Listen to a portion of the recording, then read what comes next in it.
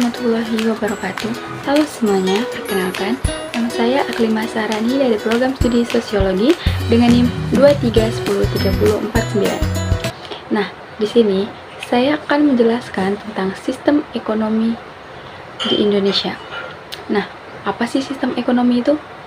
Sistem ekonomi adalah kombinasi atau aturan dan mekanisme yang digunakan untuk mencapai tujuan ekonomi dalam suatu masyarakat. Setiap negara memiliki sistem ekonomi yang unik, dipengaruhi oleh ideologi, karakteristik sosial, dan sumber daya yang tersedia. Menurut ideologinya, klasifikasi setiap negara berbeda-beda. Contohnya yaitu, yang pertama ada sistem kapitalis. Nah, ideologinya yaitu kepemilikan pribadi atas alat produksi, pasar bebas, dan motif keuntungan. Contoh negara yang menggunakan sistem kapitalis yaitu Amerika Serikat. Nah, Amerika Serikat ini adalah negara yang memiliki contoh klasik ekonomi kapitalis dengan penekanan kuat pada kepemilikan pribadi dan persaingan. Yang kedua ada negara Inggris. Kerajaan Inggris memiliki ekonomi campuran, tetapi kecenderungan kapitalisnya terlihat jelas dalam sektor jasa yang kuat dan kepemilikan swasta terhadap industri-industri utama. Nah, yang kedua ada sistem sosialis. Ideologinya yaitu kepemilikan publik atas alat produksi, kesejahteraan sosial, dan kepemilikan kolektif. Contoh negara yang menggunakan sistem sosialis yaitu negara Tiongkok. Meskipun Tiongkok telah mengalami reformasi ekonomi yang signifikan, negara ini masih mempertahankan sistem sosialis dengan penekanan kuat pada kepemilikan dan kendali negara. Contoh negara yang menggunakan sistem sosialis yang lain adalah Swedia. Swedia ini memiliki sistem kesejahteraan sosial yang kuat dan tingkat kepemilikan publik yang tinggi di industri-industri utama, menjadikannya contoh penting dari ekonomi sosialis. Yang ketiga ada sistem Islamis.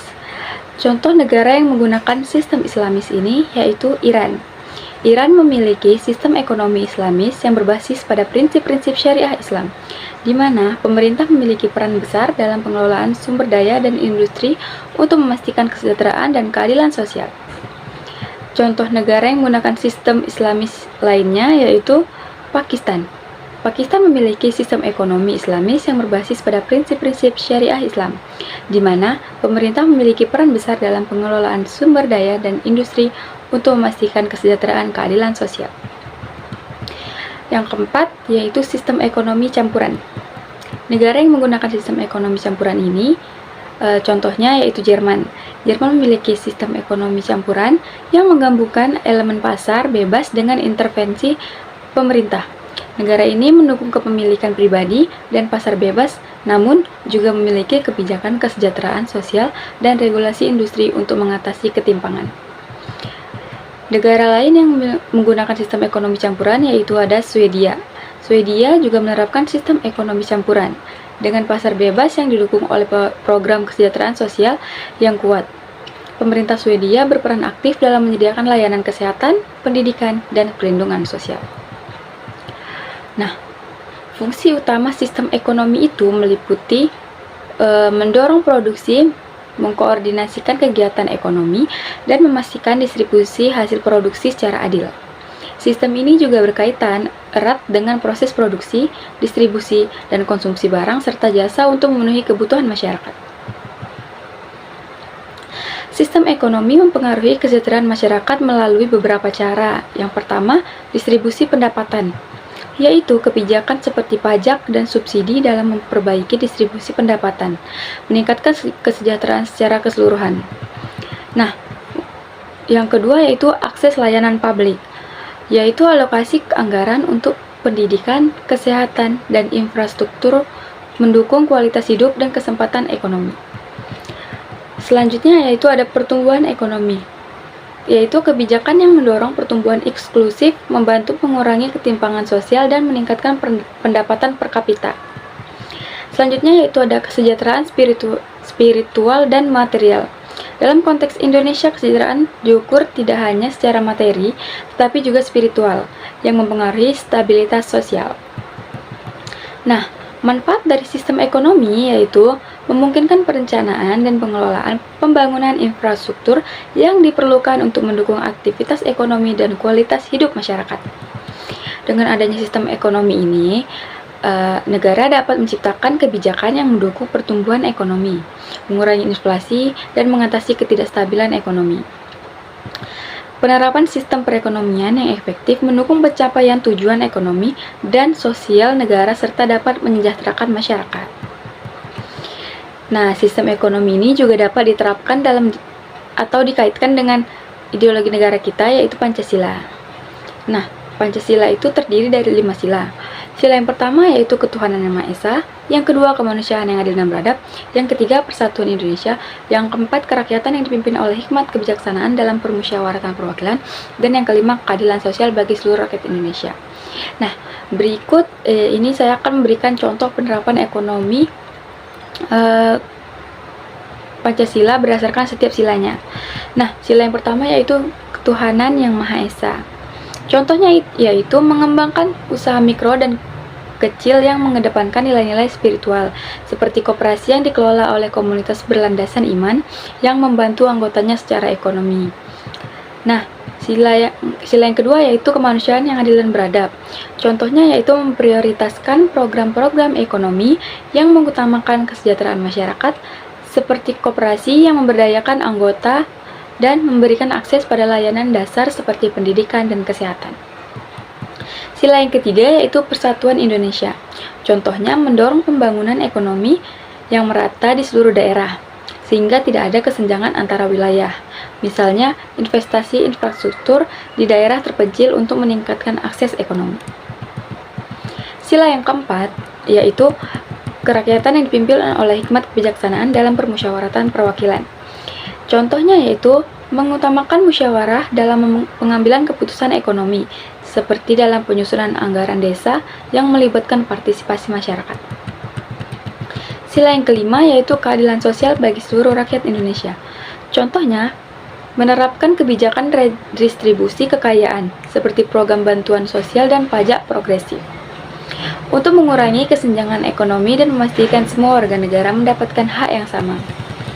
Nah, penerapan nilai-nilai Pancasila dalam ekonomi dapat menciptakan sistem yang adil, berkelanjutan, dan berorientasi pada kesejahteraan masyarakat.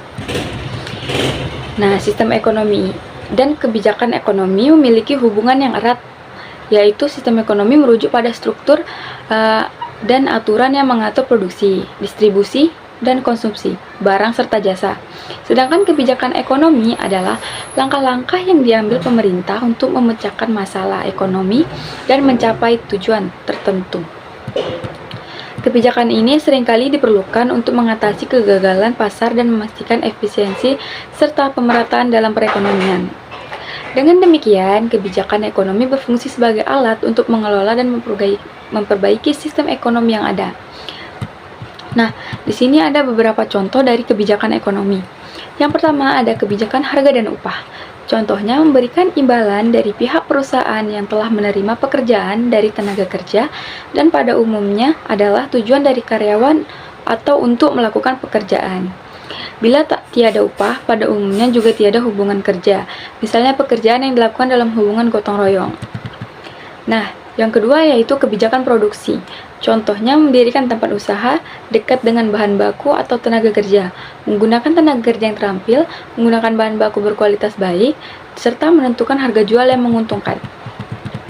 Yang ketiga ada kebijakan perdagangan. Contohnya yaitu menerapkan tarif pajak yang dikenakan pada barang impor. Tujuannya dari tarif adalah untuk melindungi industri dalam negeri dari persaingan luar negeri. Tarif dapat meningkatkan harga barang impor membuat produksi domestik lebih kompetitif. Tarif juga bisa menjadi produksi pendapatan bagi pemerintah. Yang keempat, ada kebijakan sosial. Contohnya yaitu menyediakan pembangunan perumahan sosial. Perumahan sosial mengacu pada perumahan sewa yang dimiliki dan dikelola oleh tuan tanah sosial yang dapat dimiliki oleh negara atau organisasi nirlaba. Tujuannya adalah untuk menyediakan perumahan yang terjangkau bagi mereka yang tidak dapat memenuhi kebutuhan perumahan mereka di pasar reguler. Nah, yang kelima ada kebijakan kesempatan kerja. Contohnya, meningkatkan jumlah anggaran kerja yang tersedia, besarnya permintaan total masyarakat, jumlah investasi yang dilakukan perseorangan dan badan usaha swasta, kebijakan pajak dan kemampuan pemerintah dalam melaksanakan pembangunan ketenagakerjaan. Yang keenam yaitu ada kebijakan moneter. Contohnya yaitu kebijakan imbauan moral, yaitu bank mengadakan pertemuan langsung dengan bank-bank untuk menyampaikan imbauan atau larangan melepas pinjaman dan tabungan. Di dalam sistem ekonomi juga terdapat yang istilah globalisasi ekonomi. Apa sih globalisasi ekonomi itu? Nah, globalisasi ekonomi itu adalah proses integrasi dan saling ketergantungan ekonomi antar negara melalui pergerakan barang, jasa, teknologi, dan modal. Proses ini ditandai oleh perdagangan internasional yang semakin bebas, peningkatan investasi asing, serta mobilitas tenaga kerja yang tinggi.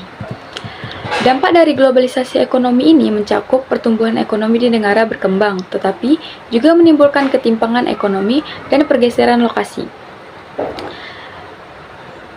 Globalisasi bertujuan untuk membangun kawasan perniagaan yang luas dan mengurangi hambatan perdagangan internasional. Nah, di Indonesia sendiri juga memiliki perusahaan yang seluruh atau bagian besar modalnya dimiliki oleh negara, yaitu BUMN atau Badan Usaha Milik Negara yang berfungsi untuk memenuhi kebutuhan masyarakat dan mendukung perekonomian nasional. BUMN terbagi menjadi dua jenis, yaitu perusahaan persero yang mengejar keuntungan dan memiliki minimal 51% saham dimiliki negara, dan perusahaan umum atau perum yang tidak terbagi atas saham dan bertujuan untuk memanfaatkan umum. BUMN berperan penting dalam menyediakan barang dan jasa, pembukaan lapangan kerja, serta pencegahan monopoli oleh swasta. Tujuan utama pembentukan badan usaha milik negara yaitu menurut Undang-Undang Nomor 19 Tahun 2003 meliputi sumbangan ekonomi, yaitu memberikan kontribusi bagi pekerjaan perekonomian nasional dan penerimaan negara. Yang kedua yaitu keuntungan mengejar untuk meningkatkan nilai badan usaha.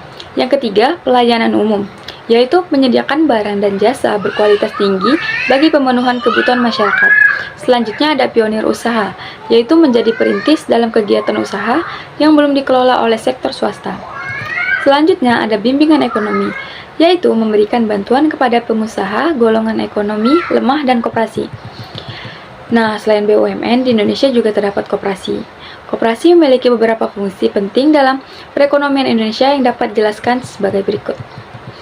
Yang pertama, penyaluran pinjaman. Koperasi sering digunakan sebagai sumber pinjaman yang lebih fleksibel dan bermoral dibandingkan bank konvensional. Ini membantu meningkatkan akses ke modal ekonomi bagi masyarakat yang kurang beruntung.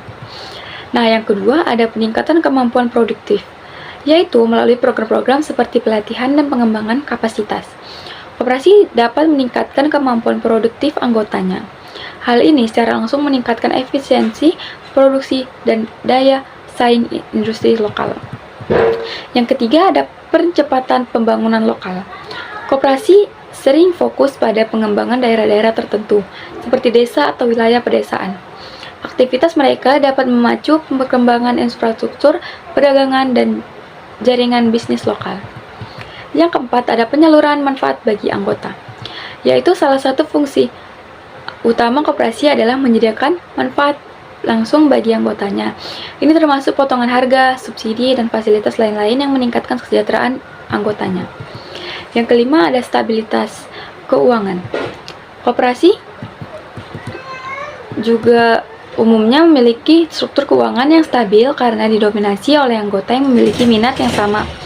Stabilitas ini membantu menjaga likuiditas dan kredibilitas dalam transaksi keuangan. Yang keenam ada promosi etika bisnis. Koperasi sering diasosiasikan dengan prinsip etika bisnis yang kuat, seperti keadilan distribusi, laba, dan partisipasi demokratis. Hal ini meningkatkan reputasi positif dan kepercayaan publik terhadap model bisnis kooperatif. Nah, fungsi-fungsi ini secara signifikan memajukan perekonomian Indonesia dengan cara yang inklusif, responsif, dan berkelanjutan. Sistem ekonomi Indonesia berlandaskan pada Pancasila dan Undang-Undang Dasar 1945 yang menekankan pada prinsip ekonomi kerakyatan. Tujuan utamanya adalah untuk mencapai kesejahteraan bersama melalui pengelolaan sumber daya yang adil dan berkelanjutan. Sistem ini mengutamakan peran negara dalam mengatur cabang produksi vital serta memastikan bahwa kekayaan dalam digunakan untuk kemakmuran rakyat. Selain itu, sistem ekonomi kerakyatan bertujuan untuk meredam ketimpangan sosial dan mendukung partisipasi aktif masyarakat dalam perekonomian. Mungkin itu saja yang dapat saya jelaskan mengenai sistem ekonomi di Indonesia. Terlebih terkurang saya mohon maaf. Saya akhiri dengan wabillahi taufiq wal hidayah. Wassalamualaikum warahmatullahi wabarakatuh.